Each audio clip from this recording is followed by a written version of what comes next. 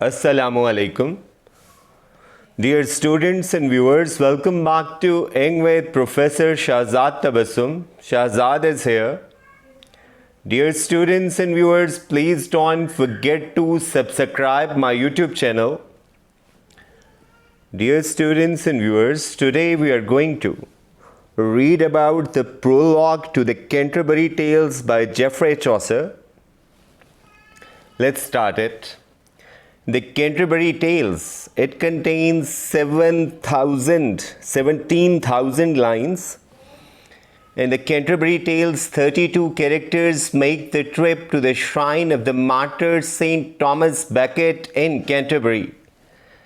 इसमें 32 किरदार हैं जो सेंट थॉमस बेकेट की मज़ार पे हाज़री के लिए जा रहे होते हैं या उसकी ज़ियारत के लिए जा रहे होते हैं। सेंट थॉमस कौन था? ये एक मार्टर था। मार्टर कहते हैं एक ऐसे पर्सन को who is put to death और endures great suffering on behalf of any belief principle और काज, कि कोई ऐसा शख्स जो अपने अकीदे, यकीन या मकसद की बुनियाद पे जान की कुर्बानी पेश कर देता है, उसे हम मार्टर कहते हैं। और ये थॉमस बेकेट कौन था? 1118 में इसकी पैदाइश हुई और 1170 में इसे असैसिनेट कर दिया गया। ये जो है आर्च बिशप रहा था कैंटरबरी का फ्रॉम 1162 टू 1170, और कैथोलिक चर्च भी और एंग्लिकन कम्युनियन दोनों ही इसे सेंट मानते हैं कि हर जगह पे इसे जो है एहतराम की निगाह से देखा जाता है। Although 29 characters are mentioned in line 24 of the general prologue, कि जनरल प्रोलॉग में ये बताया गया है कि 29 किरदार जो हैं वो शामिल हैं। The narrator joins this group making 30, के narrator जो कहानी बयान कर रहा है यहाँ पे खुद चौसर ही है कि वो भी शामिल हो जाता है उनके साथ, तो ये तादाद जो है वो 30 तक पहुँच जाती है। The host Harry Bailey makes 31, कि इसके साथ तादाद क्या है वो 31 हो जाती है। The canon Zuman who joins the group later makes 32, कि कैनन जो एक अल्केमिस्ट है उसका जो नौकर है वो भी जो है ग्रुप में शामिल हो जाता है, तो ये तादाद क्या है वो 32 हो जाती है। तो इसका मतलब है 32 किरदार है। The narrator gives a description of 27 pilgrims, कि 27 जो पिलग्रिम्स हैं उनकी डिस्क्रिप्शन क्या है वो नारेटर बयान करता है। एक्सेप्ट सेकेंड नन और नन्स प्रीस्ट, के जो दूसरी नन है या जो प्रीस्ट है जिसका नाम जॉन है, उनकी डिस्क्रिप्शन क्या है वो मौजूद नहीं है। This work remained unfinished at Chaucer's death, कि जब चॉसर की मौत हुई तो ये किताब या नज़्म जो है वो मुकम्मल नहीं हुई थी, नामुकम्मल थी। In prologue to Canterbury Tales Chaucer implied the heroic couplet, कि यहाँ पे उसने जो है हेरोइक कपलेट जो है वो इस्तेमाल किया। हेरोइक कपलेट क्या है? A pair of rhyming iambic pentameters much used by Chaucer and poets of the Augustan age, कि न सिर्फ चॉसर ने ये इस्तेमाल किया अपनी शायरी के लिए, ये जो है जो नियो क्लासिकल पीरियड है इंग्लिश लिटरेचर का, कि पोप और ड्राइडन वगैरह ने भी इसी हेरोइक कपलेट को इस्तेमाल किया। तो इसलिए इसकी तारीफ आपको पता होनी चाहिए कि क्या है। A pair of rhyming iambic pentameters। Pentameters आप जानते हैं ना, वही जिसमें 10 सिलेबल्स होते हैं, 5 स्ट्रेस्ड और 5 unstressed. There are 4 characters that are not criticized or satirized by Chaucer in the Canterbury Tales। ये जो 4 कैरेक्टर्स हैं इनको उसने सेटराइज नहीं किया। अगरचे कुछ क्रिटिक्स का ये ख्याल है कि नाइट को सेटराइज किया है उसने, कि उसकी टोन क्या है वो आयरॉनिक है। जब वो कहता है ना कि he was a perfect gentleman, तो इसका मतलब है वो ये नहीं कह रहा कि वो वाकई परफेक्ट था, वो शायद मजाक उड़ा रहा है कि उसने भी लोगों का बहुत खून बहाया था और उसने भी खूब जो है लड़ाइयों में माले गनीमत समेटा था। तो ये कुछ क्रिटिक्स का ख्याल है। वैसे नाइट को आमतौर पे उसने क्रिटिसाइज़ नहीं किया और हम कहते हैं कि वो एक आइडियल पिक्चर है शिवलरी की। नाइट है, पार्सन है। पार्सन आप जानते हैं पादरी को कहते हैं। क्लर्क जो है वो जो ऑक्सफोर्ड का क्लर्क प्रेजेंट किया गया, और प्लोमैन कहते हैं फार्मर को या पीसेंट को। कि ये 4 ऐसे कैरेक्टर्स हैं जिनके बारे में ये ख्याल किया जाता है कि इनका जो कैरिकेचर है या जो इनका पोर्ट्रेल है वो क्या है, मतलब उसमें सेटायर या क्रिटिसिज्म जो है वो मौजूद नहीं है कि उसने इन्हें तंज का निशाना नहीं बनाया और ना ही इन पर तनकीद की है। Clergyman in the Canterbury Tales are, clergyman के लिए उन्हें एक्लीजियास्टिकल कैरेक्टर्स कहा जाता कि जिनका ताल्लुक चर्च से था। आपको पता है ना कि उन टाइम्स में चर्च क्या है, वो सोसाइटी को डोमिनेट करता था। तो इसलिए जब सोसाइटी को बयान किया जाएगा तो एक्लीजियास्टिकल कैरेक्टर्स को बयान करना क्या है वो लाजमी था। तो चौसर ने भी इन्हें बयान किया। प्रोयरस, मैडम एंग्लेंटाइन, ये उसका नाम है। पार्सन, फ्रायर, मॉन्क, वैसे तो हम समनर को भी कहते हैं और पार्टनर को भी कहते हैं, कि मोस्टली कुछ लोग कहते हैं कि 7 एक्लीजियास्टिकल कैरेक्टर्स हैं, पर साथ में इसमें जो है पार्सन आ गया, ठीक, जिसका जिक्र हम ऊपर कर चुके हैं, तो ऑलमोस्ट 7 हो गए कि prioress, parson, friar, monk, summoner, partner, इन सब को हम जो है एक्लीजियास्टिकल कैरेक्टर्स में शामिल करते हैं। Canterbury Tales have the characters from 3 social groups or estates, कि एक तरह की सोसाइटी का क्रॉस सेक्शन है, तो उसने 3 जो सोसाइटी के तबकात हैं उनसे ताल्लुक़ रखने वाले किरदारों को पेश किया है। नोबालिटी, के जो सबसे ओमरा या रऊसा का जो तबका है। चर्च, वही जो एक्लीजियास्टिकल कैरेक्टर्स हैं। और कॉमनर्स, वही जो कॉमन मैन है, मैन ऑफ द स्ट्रीट, उनको भी प्रेजेंट किया।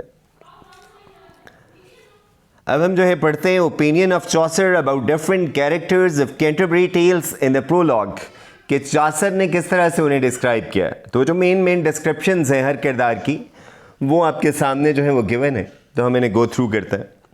प्लोमैन, वो पीजेंट जिसे कहते हैं, farmer.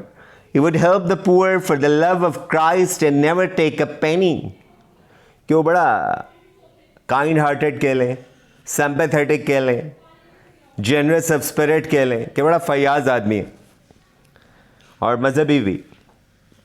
About Plowman, Chaucer says he would पे हिज टैक्सेस रेगुलरली, कि वो ऐसा आदमी है कि जो है धोखा नहीं देना चाहता, तो वो टैक्सेस क्या है अपने रेगुलरली पे करेगा, कि वो ऐसा बंदा है जो किसी को धोखा नहीं देगा, क्योंकि वो धोखाधड़ी को या फ्रॉड को गलत समझता। तो इसका मतलब Plowman is a good character. पहले भी मैंने आपको बताया कि 4 ऐसे कैरेक्टर हैं जिन्हें सेटराइज नहीं किया गया या क्रिटिसाइज नहीं किया गया। Host, bold in his speech yet wise and full of tact, no manly attribute he lacked, merry hearted man, कि वो जो है बोल्ड इन हिज स्पीच, कि वैसे वो कॉन्फिडेंट है या फोर्थराइट है, कैंडीड है, मगर बहुत अक्लमंद भी, और जो है उसके अंदर तमाम क्वालिटीज़ मौजूद हैं, कि he is a man of many parts and is very जो है genial, full of life. Doctor या physician, he was rather close to expenses and kept the gold he won in pestilence. Close to expenses मतलब he was very close fisted, कि वो बहुत ही कंजूस था, miserly. Pestilence आप जानते हैं, ये पेंडेमिक को कहते हैं जब वबा फैलती है, कि वबा के दिनों में जो उसने पैसा कमाया था बीइंग अ डॉक्टर, उसे वो सेंध के रखता था, कि दौलत का पुजारी था, a mammon worshipper. Gold stimulated the heart, और so we are told had a special love for gold, कि उसे सोने से मोहब्बत है। इसका मतलब मनी ओरिएंटेड था, कि वो जो है पैसे का पुजारी के लिए। Reeve, he was under contract to present the accounts. Reeve था एक लोकल ऑफिशियल को कहा जाता था मेडिवल टाइम्स में, ख़ासतौर पे जो चीफ मैजिस्ट्रेट होता था कस्बे का या डिस्ट्रिक्ट का, या फिर हम ये भी कह लें कि जो मैनेजर था किसी फार्म हाउस का और पीजेंट्स को ओवरसी करता था या उनका ओवरसीयर था, उसे रीव कहा जाता। Right from his master's earliest years no one ever caught him in arrears, मतलब हिसाब किताब का बड़ा पक्का था, जैसे मुंशी रखे होते हैं ना बड़े बड़े जागीरदारों ने, कि उसके हिसाब किताब में कभी फ़र्क नहीं आया था। मिलर कहते हैं रैंगलर एंड बफून, मिलर कहते हैं ये जो one who runs a corn mill या one who is the owner of a corn mill, कि वो जो चक्की शक्की चलाता है। तो रैंगलर आप जानते हैं बिकरिंग डिस्प्यूटेंट को कहते हैं, वो बंदा जो बहुत तेज़ होता है ना, आसानी से जो है लोगों की जेब से रकम निकलवा लेता है या पैसे हथिया लेता है, उसे हम रैंगलर कहते हैं, कि वो पक्का बिजनेसमैन था, जैसे छोटे बिजनेसमैन होते हैं। Who had a store of tavern stories, buffoon भी था। बफून कहते हैं इडियट कह लें, कि बेवकूफ़ कह लें, या क्लाउन कह लें, मजाहिया, रेडिकुलस कह लें। अम्यूजिंग कह लें, चलें पॉजिटिवली अगर कहेंगे. Who had a store of tavern stories, filthy in the main was a master hand at stealing grain. ये वो बहुत तेज़ था. गला जो है ना, जैसे कुछ लोग करते हैं ना, कम तोलते हैं निकाल लेते हैं, तो वो भी यही काम करता था कि कम तोलता था और लोगों को बेवकूफ़ बनाता था, उल्लू बनाता था. टेवरन कहते हैं ये जो कोबा खाने होते हैं कि जहाँ पे लोग दादे ऐश के लिए जाते हैं, तो उसे भी ये पसंद था अयाशी करना. समनर कहते हैं कि ये जो है चर्च का एक ओहदा था, an officer of an ecclesiastical court कह लें, कि वो लोगों को आके मतलब समन्स भेजा करता था चर्च की तरफ से. Loved garlic, onions, leeks and drinking strong wine till he was hazy. क्योंकि ये सब्जियां बहुत पसंद थी और सारा दिन आदि शराबी था, ड्रंकर्ड था. हेजी मतलब कि जब फिर कुछ नज़र नहीं आता बंदा टुन हो जाता, कि यू आर फुली इंटॉक्सिकेटेड, उसे हम कहते हैं कि to be hazy. He was on the bottle, कि वो मतलब आदि शराबी था. Then he would shout and jabber as if crazy and wouldn't speak a word except in Latin when he was drunk. Jabber आप जानते हैं क्या कहते हैं? बैबल कह लें, कि जैसे शराब पी के जो है आपको ज़रा काबू नहीं रहता अपनी स्पीच पे, कि बस फिर वो हाँकता था अपनी, और मोस्टली टुन होके लैटिन बोला करता था अपनी, मतलब शायद इल्मियत झाड़ने की कोशिश करता था, क्योंकि उस वक्त लैटिन जो है वो जो है सबसे आला और अरफा ज़बान समझी जाती थी.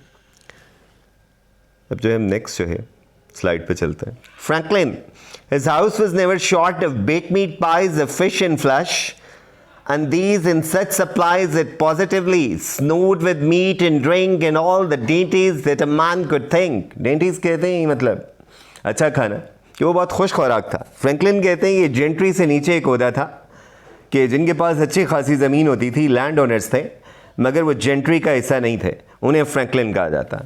तो वो एक पक्का जागीरदारी था कि खूब ऐश करता था, खूब खाता पीता था, कि उसके दस्तरखान पे किसी चीज़ की कमी नहीं होती थी. शिकार किया करता था और मतलब तकरीबात और पार्टीज़ जो है अरेंज किया करता था.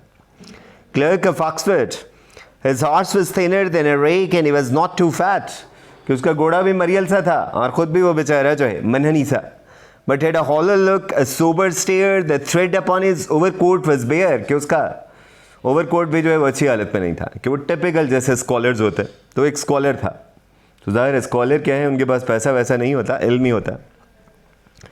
फ्रायर कहते हैं knew the taverns well in every town and every innkeeper and barmaid to.